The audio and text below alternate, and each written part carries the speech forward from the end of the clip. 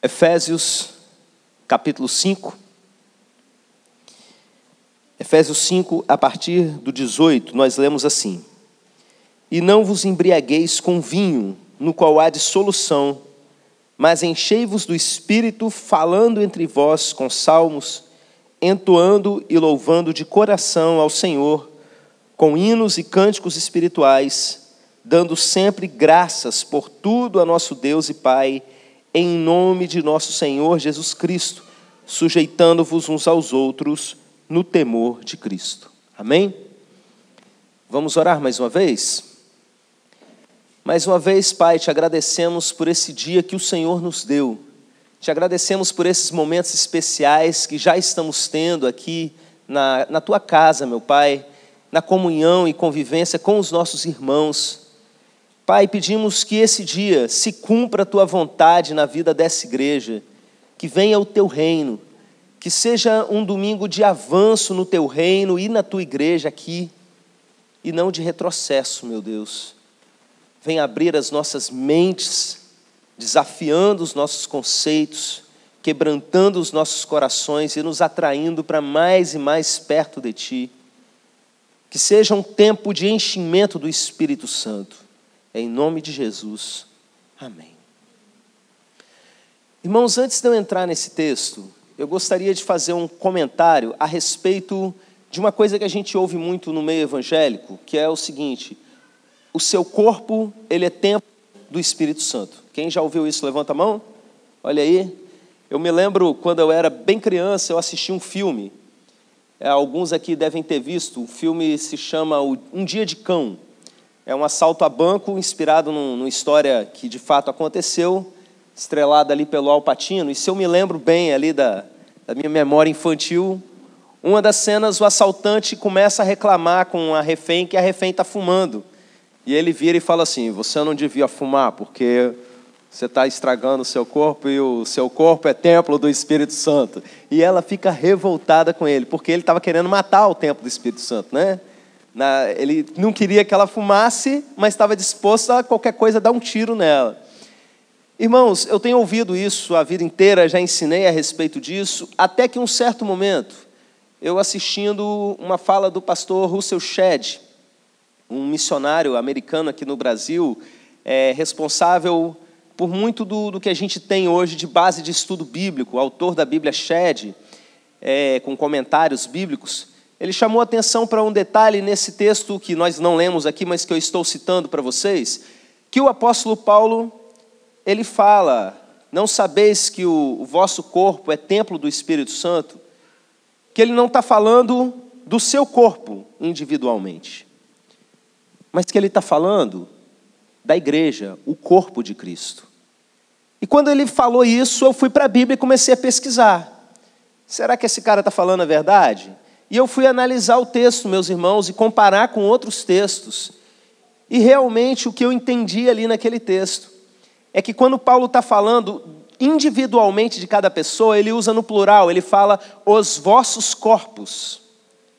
Ele fala, por exemplo, nesse mesmo texto que eu citei, os vossos corpos são membros do corpo. O corpo no singular. E os vossos corpos são os membros que fazem parte desse corpo. Quando Paulo quer falar, por exemplo, de cada indivíduo, do corpo de cada indivíduo, você vê lá em Romanos 12, a partir do versículo 1 ali, né, quando ele fala que apresenteis os vossos corpos em sacrifício vivo, santo e agradável a Deus, que é o vosso culto racional. No momento que a gente se reúne como igreja, cada um apresenta o seu corpo individualmente. Só que aí, meus irmãos, caiu a ficha naquele momento, de que, na verdade, o que é chamado na Bíblia de santuário do Espírito Santo, pelo menos nesse texto, ele se relaciona não a um indivíduo especificamente, mas a gente funcionando como igreja. Cada pessoa ocupando uma posição de membro desse corpo, de uma igreja local. Ele estava falando para uma igreja local, falando do vosso corpo, relacionado àquele grupo ali. Aquele povo ali reunido, enquanto reunido ali, eles são o santuário do Espírito Santo. Eu não estou querendo dizer que o Espírito Santo não está dentro de você. A gente vê isso em vários outros textos. Jesus mesmo explica, não é, que viremos a Ele, faremos nele morada, falando que, na verdade, o Espírito Santo, Ele, na pessoa do Espírito Santo, estaria em cada crente. Mas são alguns textos que dão uma ênfase, e esse que eu citei é um deles, que fala que o Espírito habita no corpo. Que o fato da gente se reunir como igreja, isso tem uma relação muito grande com a habitação do Espírito Santo no meio da gente. E se você parar para pensar, por exemplo, na função dos dons do Espírito Santo, dons que pertencem ao Espírito Santo e que Ele nos presenteia, que o Espírito Santo escolhe e Ele opera através de nós, são dons para edificação uns dos outros. Então, meus irmãos, tem tudo a ver com isso. E esse texto que nós lemos hoje, que eu vou explicar para vocês 3 coisas nele, ele é um texto que, como vários outros que eu já encontrei aí ao longo da vida, ele vem reforçar essa ideia. É um texto que vai falar sobre a nossa parte, a nossa responsabilidade no enchimento do Espírito Santo. Ele vai fazer uma comparação, né? Na verdade, uma comparação não, uma contraposição entre a pessoa que se enche de vinho, de álcool, para se embriagar, e ele diz que nisso há dissolução, e que o crente ele não deve buscar esse tipo de coisa, mas ele deve se encher do Espírito.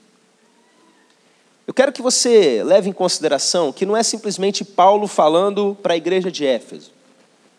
É o Espírito Santo falando através de Paulo para a igreja de Éfeso e para toda a igreja local, porque isso foi registrado como carta e preservado para que as outras igrejas aprendessem esse princípio. Então é o Espírito Santo falando para você hoje. Não se embriague com vinho, porque nisso aí é dissolução. Mas enchei-vos do Espírito.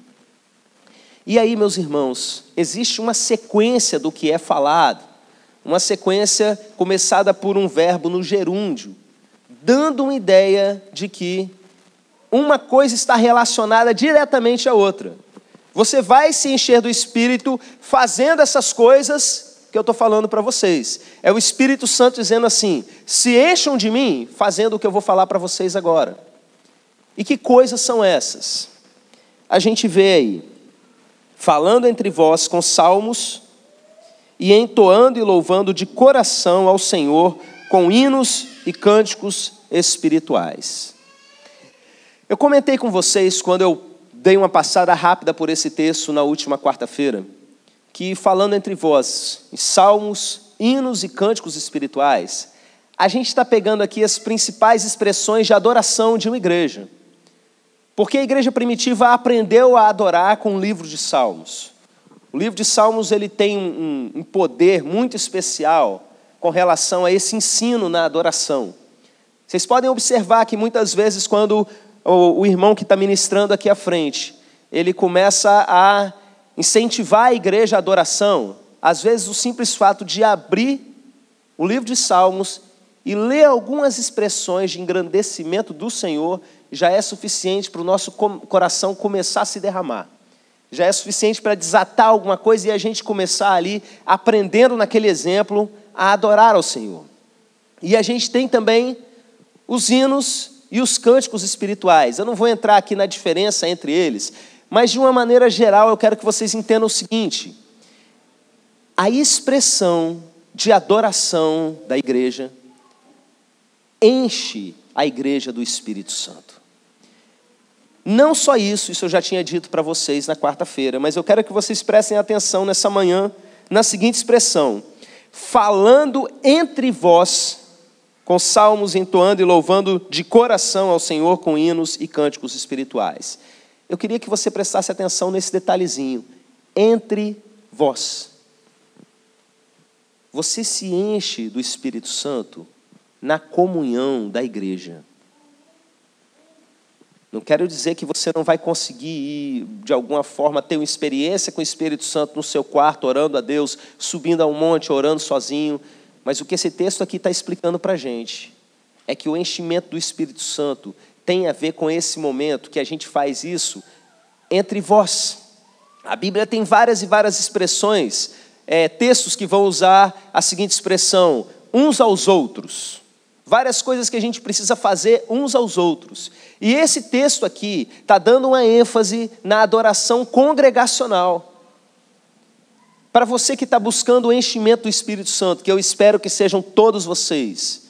Para você que sonha em realmente ser uma pessoa transbordante do Espírito Santo de Deus, a primeira coisa que você precisa entender é que a gente precisa ter um momento de adoração como igreja. E eu não estou falando simplesmente de você sair da sua casa e vir, mas de realmente adorar como um corpo, uma só voz, uma só mente, um só coração. A ideia aqui é de algo comunitário, é entre vós. É gostoso você adorar botando um sonzinho no seu celular, botando um som lá na sua casa, alguma canção que você gosta, levantar as mãos e adorar a Deus, é maravilhoso, meus irmãos.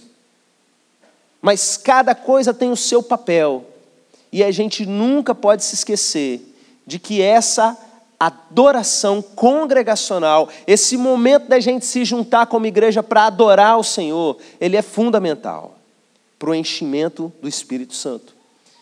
Você já ouviu falar de culto de descarrego? A pessoa está carregada de coisa ruim, vai num culto lá e descarrega tudo, né? Pois é, um culto de louvor e adoração, um culto com louvor e adoração, é um culto de recarrego, não de coisa ruim, mas de coisa boa, do Espírito Santo de Deus. Você chega às vezes descarregado, você chega às vezes num culto enfraquecido. Se você de repente não consegue entrar nessa adoração comunitária, de falar entre vós, né? De ser uma coisa, realmente você fazer parte daquilo que está acontecendo.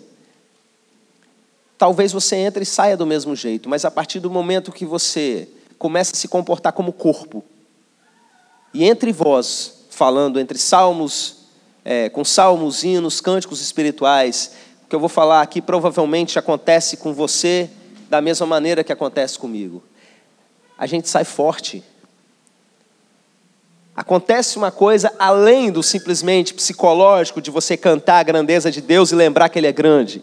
Isso também é importante. Acontece algo realmente sobrenatural, que é um derramamento do Espírito Santo sobre a igreja. É como se você chegasse com o celular descarregando e de repente você sai daqui com a bateria carregada. Você vem para um culto de domingo à noite, por exemplo, e sai cheio do Espírito Santo para continuar a sua caminhada aí durante a semana. Tem aquele culto no meio da semana de quarta-feira que a gente adora bastante ao Senhor também. E ali você tem as suas baterias espirituais recarregadas para continuar. Irmãos, eu vejo muitas vezes pregadores fazendo pouco caso do momento de adoração da congregação. Eu já vi gente, por exemplo, reclamando que adorou-se demais e o tempo maior tinha que ser para a pregação da palavra. Mas o entendimento bíblico que eu tenho é que as duas coisas são importantes. Muitas vezes eu vou assumir a palavra e o que eu sinto é: a gente precisava adorar mais. Quantas vezes eu faço isso? A equipe de louvor terminou de adorar, eu pego o microfone: meus irmãos, vamos adorar mais um pouquinho. Não é porque eu estou fazendo pouco caso do que eles fizeram, pelo contrário. É uma continuidade.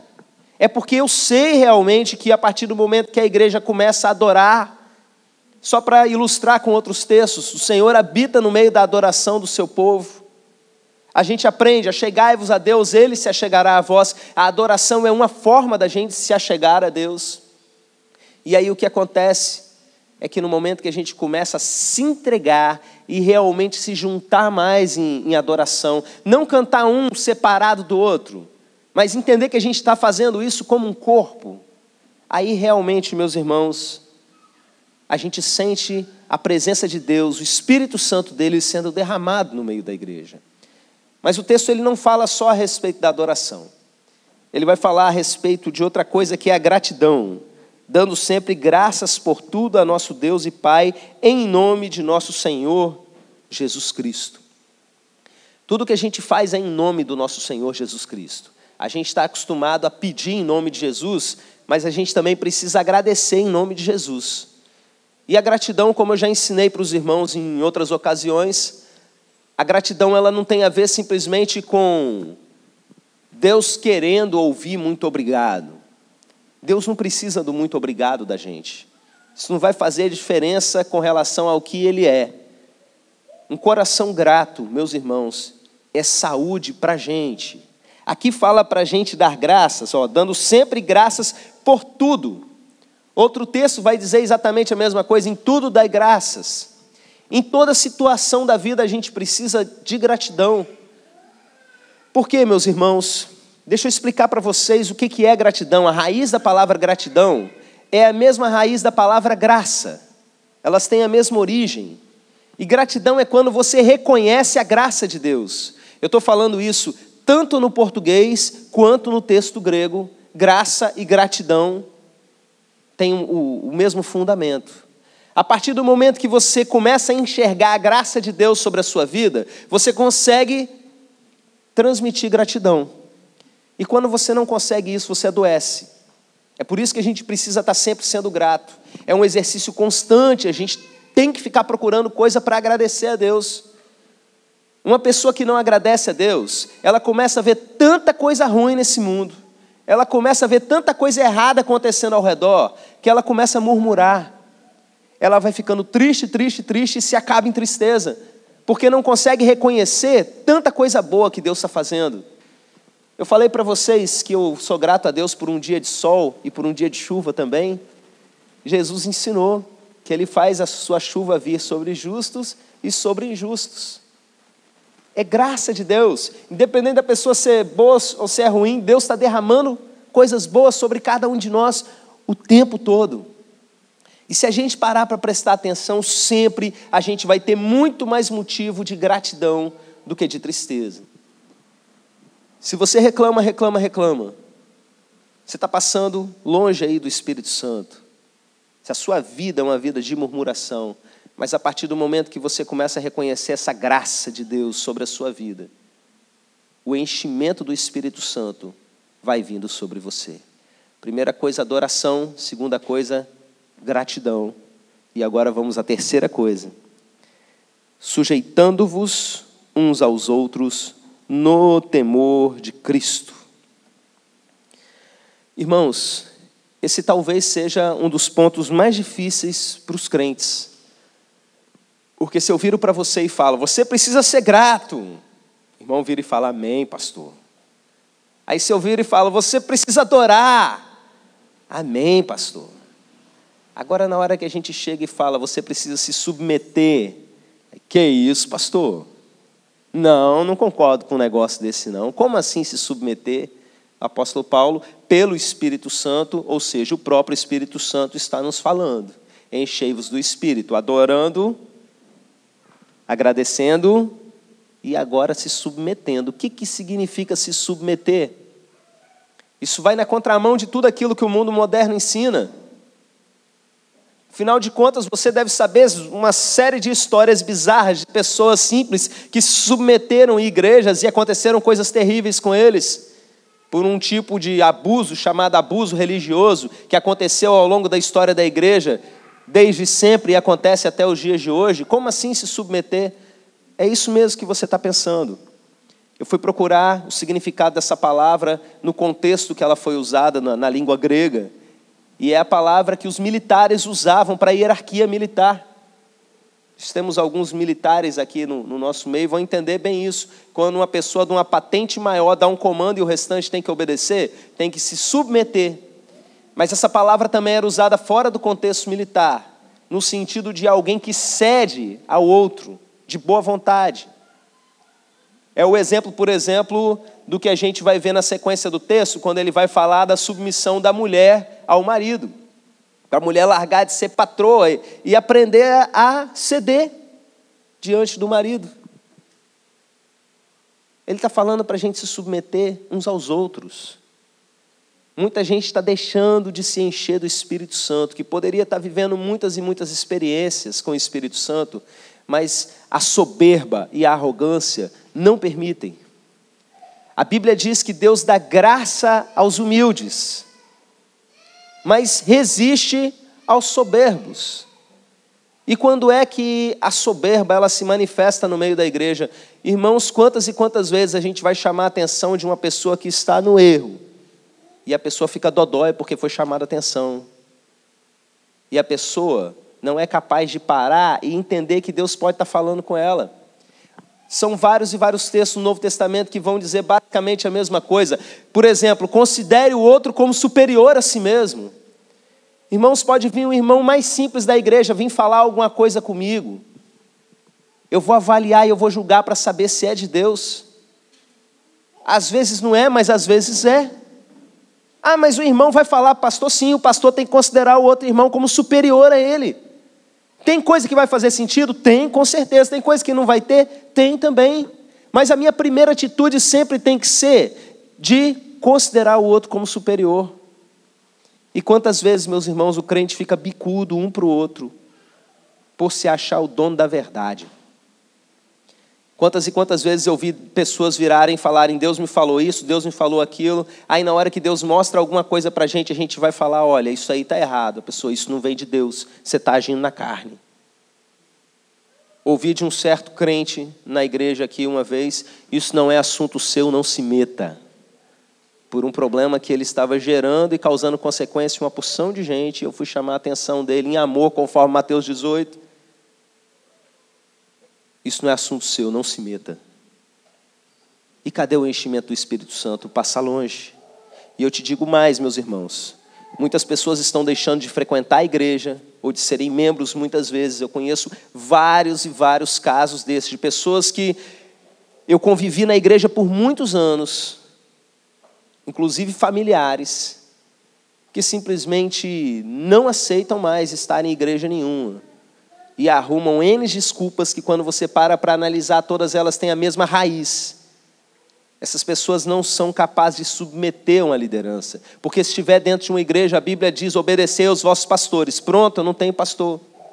E aí começam a usar alguns argumentos com aparência de coisa bíblica, do tipo, não, o véu rasgou, eu não preciso de ninguém para me levar até Deus. É verdade, a gente não está falando de salvação, gente. A gente está falando de discipulado. É claro que para ser salvo, a pessoa pode estar sozinha lá no meio de uma ilha deserta. Todo aquele que invocar o nome do Senhor será salvo. Amém, aleluia. O véu do templo se rasgou, nada impede você de ter acesso direto ao Santo dos Santos, à presença de Deus. Mas o assunto aqui está relacionado a enchimento do Espírito Santo. Tem a ver com discipulado, meus irmãos. Você se submeter uns aos outros, irmãos.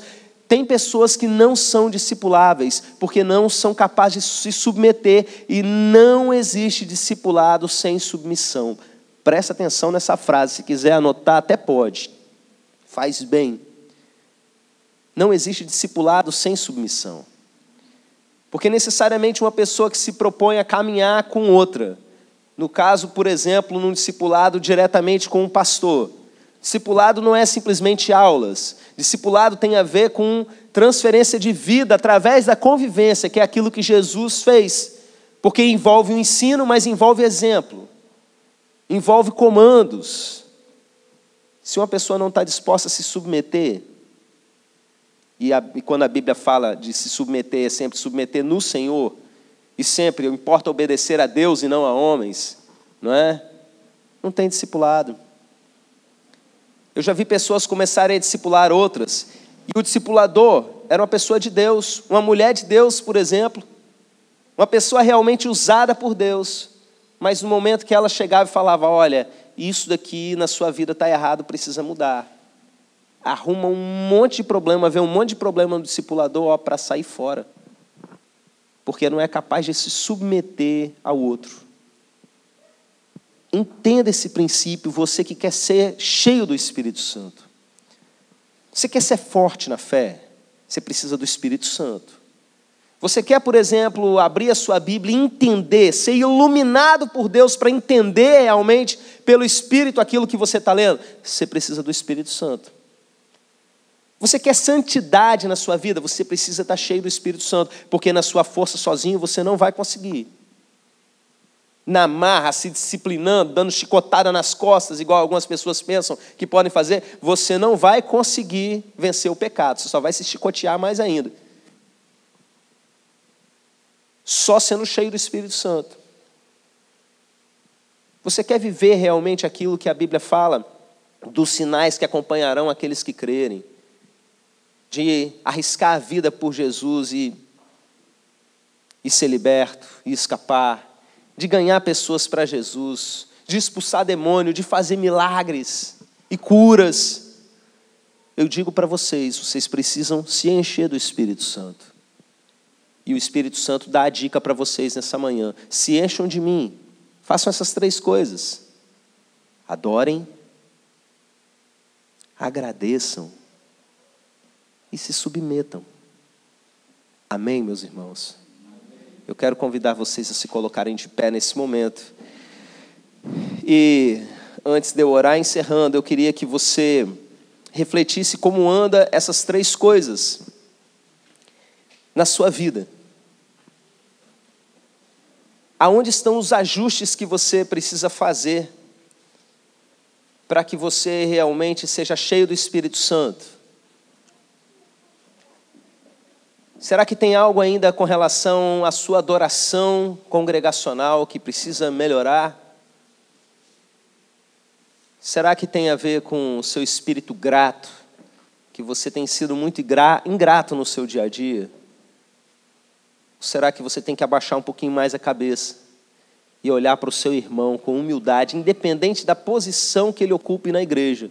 Porque não é só com relação a autoridades espirituais, é uns aos outros, sujeitando-vos uns aos outros no temor de Cristo. Feche os seus olhos, pergunta para Deus e toma decisões nessa manhã, faça ajustes nessa manhã, para que você não seja simplesmente um ouvinte da palavra, mas um cumpridor da palavra.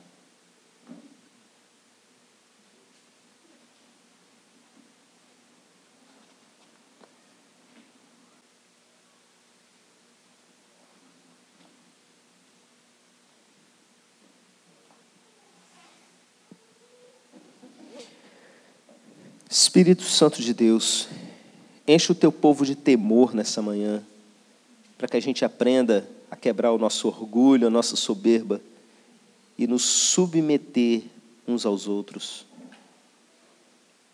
Espírito Santo de Deus, nos faça enxergar a tua graça, para que a gente seja transbordante em gratidão em todas as circunstâncias, em tudo que acontecer na nossa vida, que a gente ainda seja capaz de enxergar a tua graça e agradecer ao Senhor. Espírito Santo de Deus, nos ajude a adorar em espírito e em verdade. Não simplesmente de maneira individual, mas como corpo, falando uns aos outros, entre nós, com salmos, hinos e cânticos espirituais. Que esse dia seja um dia de derramar do teu Espírito Santo sobre a vida dessa igreja. Em nome de Jesus. Amém.